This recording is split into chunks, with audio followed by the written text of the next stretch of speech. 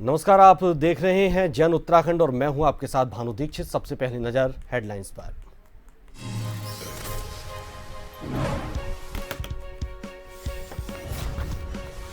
देहरादून नगर निगम के होली मिलन समारोह में पहुंचे मुख्यमंत्री सीएम धामी और कैबिनेट मंत्री गणेश जोशी। पुष्पों की बौछार से हुआ स्वागत। दिल्ली में होली मिलन समारोह में होंगे शामिल।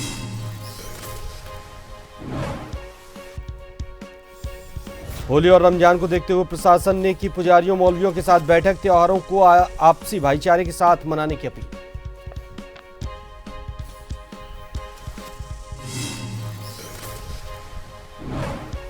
भीमताल में हेलीकॉप्टर सेवा का संचालन शुरू। पर्यटक को मिलेगी नई दिशा। सीएम ने किया वर्चुअली उद्घाटन।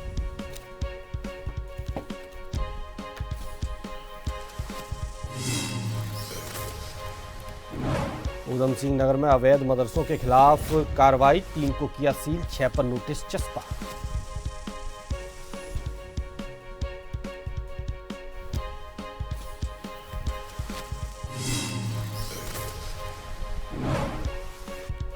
होली पर बदल सकता है उत्तराखंड का मौसम। उत्तरकाशी, चमोली सहित 5 जिलों में बारिश की संभावना। 3 दिन येलो अलर्ट। 13 मार्च को चमोली, पिथौरागढ़, उत्तरकाशी में बर्फबारी के आसार।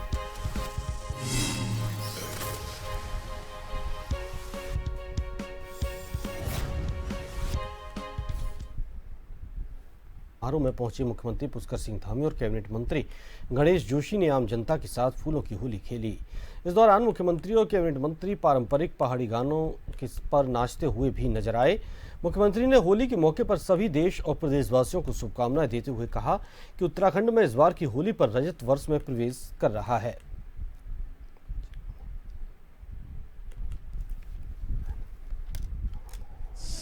इस बार की होली में 25वें साल में प्रवेश कर गया है। ये हमारे 25वें साल की होली है और इन 25 सालों में हमको उपलब्धियां प्राप्त हुई हैं, उन उपलब्धियों से हमको प्रोत्साहन लेते हुए ये रजत जयंती वर्ष, ये हमको उपलब्धियों का वर्ष बनाना है और बिल्कुल फ्रंट फुट पर आकर हर क्षेत्र में हमको काम करना है, सबको धरातल पर उतारना है। उत्तराखंड की आशाओं, आकांक्षाओं, जन भावनाओं के अनुरूप राज्य को हिंदुस्तान का श्रेष्ठ राज्य बनाना है।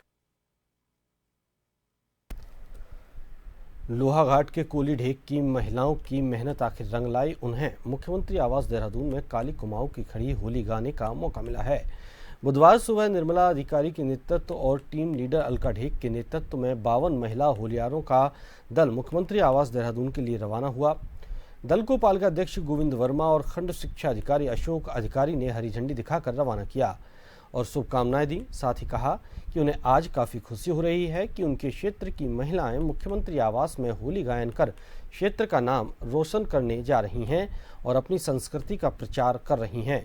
मुख्यमंत्री आवास में होली गायन को लेकर महिलाएं काफ़ी उत्साहित हैं। महिलाओं ने कहा कि गुरुवार को मुख्यमंत्री आवास में काली कुमाऊं की खड़ी होली और झूड़ों का गायन कर अपने गाँव और क्षेत्र का नाम रोशन करेंगी।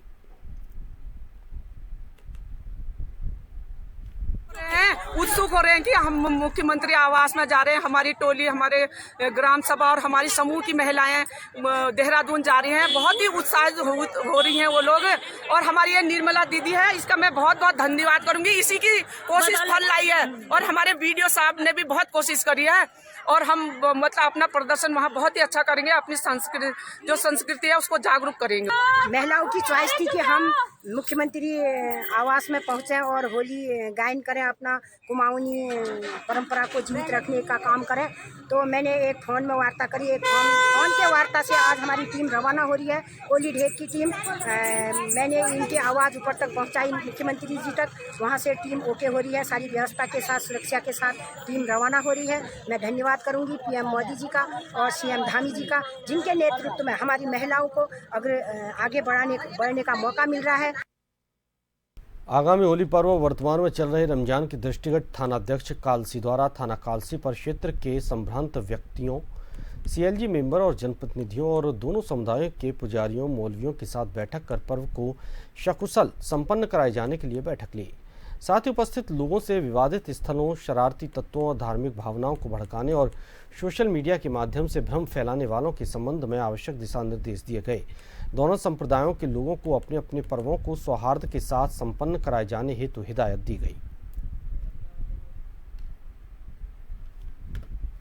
होली के त्यौहार के मद्देनज़र और रमज़ान की ईद के मद्देनज़र क्षेत्र के सभी गणमान्य व्यक्तियों, व्यापारी वर्ग, दुकानदारों को और ग्राम प्रधान लोगों को बुलाया गया था। मीटिंग आहूत की गई थी और जिसमें हमारा होली का त्यौहार 14 मार्च को है और उसी दिन जुम्मे की नमाज का भी है। तो दोनों समुदाय से आपस में शांतिपूर्ण और सौहार्द से त्यौहार मनाने की अपील की गई है और उन्हें बताया गया है कि आप होली के त्यौहार पर यदि नमाज के लिए निकलते हैं तो अपने मोहल्ले में या अपने घर में ही नमाज अता कर लें।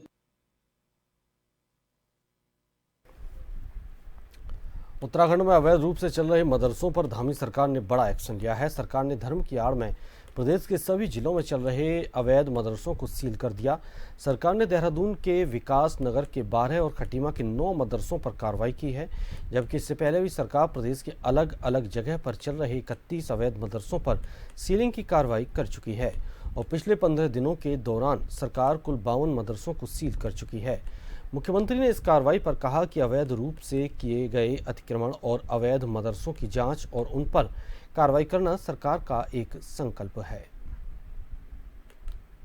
अवैध मदरसे और अवैध निर्माण, अवैध अतिक्रमण, ये हमारा संकल्प है कि हम देवभूमि उत्तराखंड में इस प्रकार के अवैध मदरसों को उनके खिलाफ जो भी जांच करेंगे और जांच में जो भी पाए जाएंगे उनके खिलाफ कार्रवाई करेंगे। जो जांच की गई है उसमें जो भी अवैध रूप से पाए गए हैं, अतिक्रमण में पाए गए हैं, उनके खिलाफ कार्रवाई हो रही है और ये कार्रवाई हमारी निरंतर जारी रहेगी।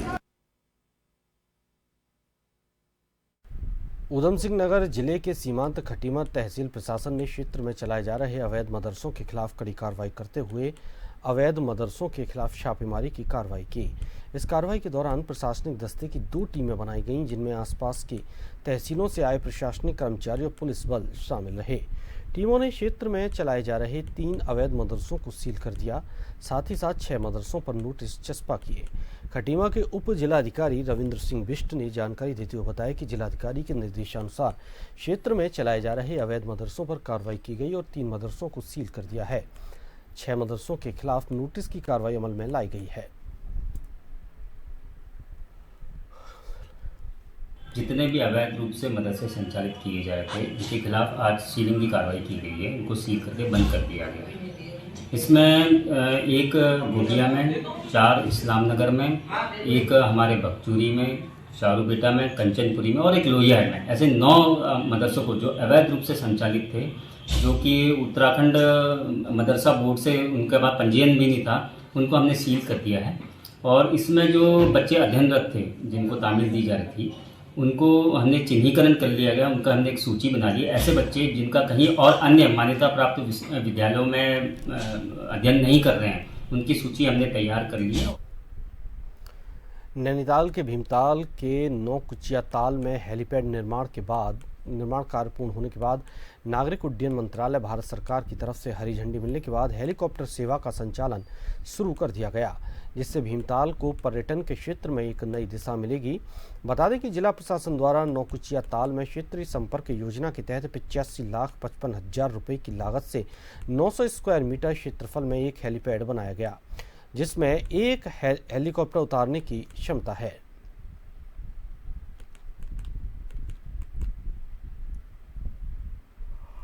माननीय मुख्यमंत्री जी से निवेदन करके यहाँ पर हेली सेवा प्रारंभ की है और हमारे लोग सीधे अब यहाँ से देहरादून से नगुचा ताल यहाँ पर हेली यात्रा कर सकते हैं। और जो भी टूरिस्ट बाहर का आएगा वो अगर मेरे नगुचा ताल में उतरेगा तो निश्चित नगुचा ताल में भी रुकेगा और भीमताल भी जाएगा और दूसरे हमारे जो पर्यटक स्थल है वहाँ भी जाएगा।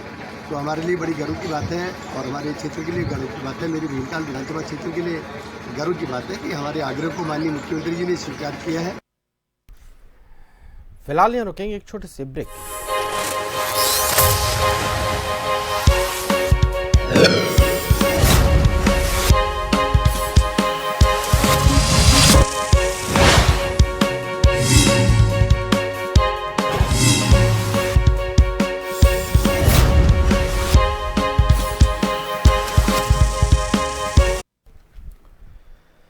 ब्रेक के बाद आपको स्वागत है। आगे बढ़ते हैं। डोईवाला के अठूरवाला वार्ड संख्या 8, 9, 10 में कई वर्षों से बाहरी रह रहे लोगों का पुलिस सत्यापन न होने से कांग्रेस कार्यकर्ता आक्रोशित हो गए और डोईवाला उपजिलाधिकारी अपर्णा ढोंडियाल के कार्यालय में पहुंचकर ज्ञापन सौंपा। कांग्रेस कार्यकर्ताओं ने मांग की कि जल्दी अठूरवाला में अन्य प्रदेशों के रह रहे संदिग्ध लोगों का पुलिस सत्यापन किया जाए। आए दिन अठूरवाला क्षेत्र में चोरी की घटनाएं बढ़ रही हैं। नशे का कारोबार भी फल फूल रहा है, जिससे स्थानीय लोगों को परेशानियों का सामना करना पड़ रहा है। यहां तक कि अब महिलाओं का सड़क पर आना जाना भी मुश्किल हो गया है। अठूरवाला 7 नंबर, 8 नंबर, 9 नंबर और 10 नंबर वार्ड है और जो वार्ड की मतलब घनी आबादी का वार्ड है और वहाँ पे विगत करीबन 7 से 8 साल हो गए हैं। जब मैं 2019 में क्षेत्र पंचायत सदस्य रहा तो मेरे कार्यकाल में मैंने पूरा सत्यापन पुलिस वेरिफिकेशन करवाई थी और बाकायदा मैंने एक पूरी टीम लगवाई थी और पूरा कैंपिंग करवाया था, कैंप लगवाया था, घर घर से प्रत्येक किराएदारों का सत्यापन करवाया था। 2019 के बाद आज तक कोई वहाँ पे सत्यापन नहीं हुआ और बाहरी प्रदेशों के, बंगाल से लेकर बिहार से लेकर अन्य प्रदेशों के बहुत वहाँ पे लोग रह रहे हैं और जिनका कोई अता पता नहीं है और काफ़ी दिनों से संदिग्ध लोग वहाँ पे घूम रहे हैं और 3-4 चोरी की घटनाएं विस्थापित में हो चुकी है। मंदिरों तक और घरों में, चौराहे के घरों में चोरी हो चुकी है। लाल जी के नेतृत्व में नगर कांग्रेस कमेटी के जो नगर अध्यक्ष हैं करतार भाई जी, उनके नेतृत्व में हमने यह ज्ञापन सौंपा है। देखिए, जो चोरी की घटनाएं बढ़ रही हैं, सत्यापन नहीं हो रहे, वोटर लिस्ट से नाम गायब है, जगह जगह अवैध शराब के और नशे के जो व्यापारी लगे हुए हैं और ये नहीं देख रहे कि हमारी बहन बेटियां या बहुएं रहती हैं। उनको इस ओर संज्ञान लेना चाहिए कि इसको बंद कराया जाए, क्योंकि कहीं भी आप रहें, कहीं भी आप रहते हैं, उसके आसपास का जो माहौल है वो सही होना बहुत ज़रूरी है। जिस प्रकार से भी करतार भाई ने भी आपको बताया कि बहन बहू बेटी जब स्कूल से आते हैं तब से दिन से लेकर शाम तक उनका रहना चलना दुभर हो जाता है। तो मैं महोदय से निवेदन करूंगी कि इस बात का संज्ञान लें और सख्त से सख्त कार्रवाई इस पर करें। हाईकोर्ट ने वैवाहिक विवाद से संबंधित एक मामले की सुनवाई के बाद अमेरिका में रह रही महिला को देहरादून के पारिवारिक अदालत में लंबित एक मामले में वीडियो कॉन्फ्रेंसिंग के जरिए अपनी गवाही की अनुमति दी है। इसके साथ ही कोर्ट ने राज्य के सभी न्यायालयों को आवश्यकतानुसार हाईकोर्ट वीडियो कॉन्फ्रेंसिंग नियम 2020 का प्रभावी क्रियान्वयन सुनिश्चित करने के निर्देश भी दिए हैं। वरिष्ठ न्यायमूर्ति मनोज कुमार तिवारी और न्यायमूर्ति विवेक भारती शर्मा की खंडपीठ के समक्ष मामले की सुनवाई हुई। मामले के अनुसार अमेरिका में रह रही देहरादून की माधुरी जोशी ने वीसी नियमों का हवाला देते हुए एक आवेदन दायर किया था, लेकिन पारिवारिक कोर्ट ने बचाव में अपने साक्ष्य के लिए मौजूद रहने का निर्देश दिया है। माधुरी जोशी के वकील ने तर्क दिया कि देहरादून के न्यायालय में वीडियो कॉन्फ्रेंसिंग से गवाही दर्ज करने के आवेदन का निपटारा करते हुए समय न्यायिक विवेक का प्रयोग नहीं किया।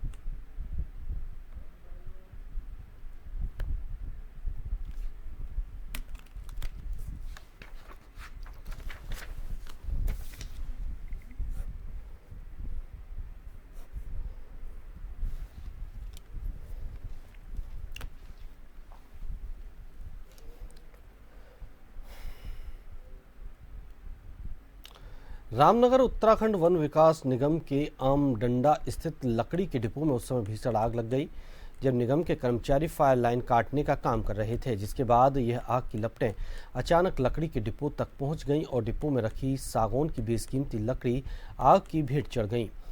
हालांकि घटना की जानकारी मिलने के तुरंत बाद मौके पर अग्निशमन विभाग के कर्मचारी पहुंचे। कड़ी मशक्कत के बाद आग पर काबू पा लिया गया।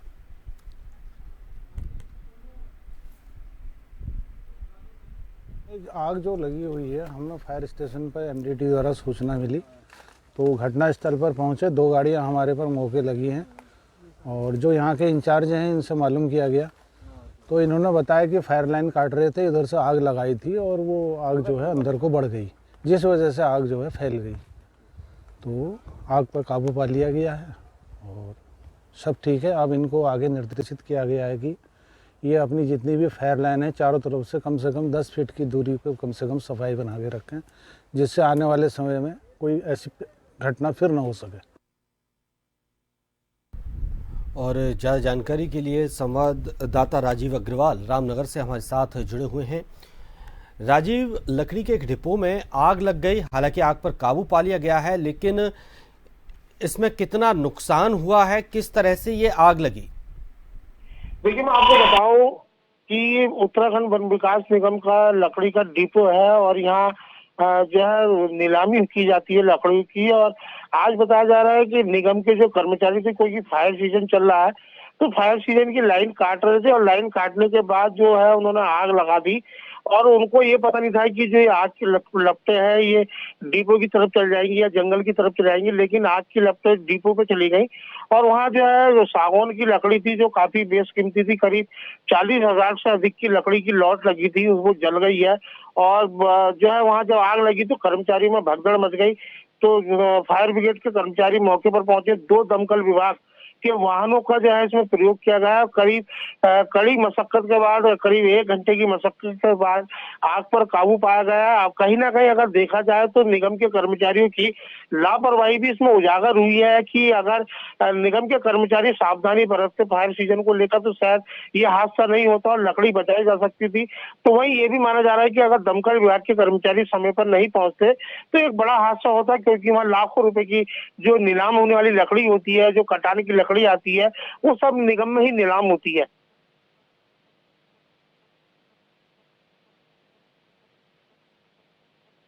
हेलो,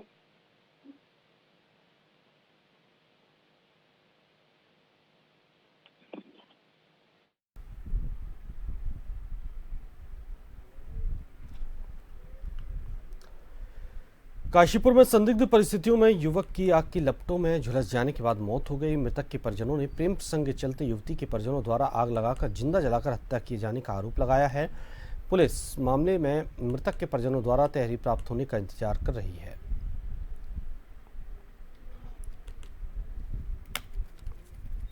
मोहित, उसको किसी ने फोन करके बुलाया है कि तेरे से कोई बात करनी है। अब वो घर से आ गया। आने के बाद में इसको मारा भी है।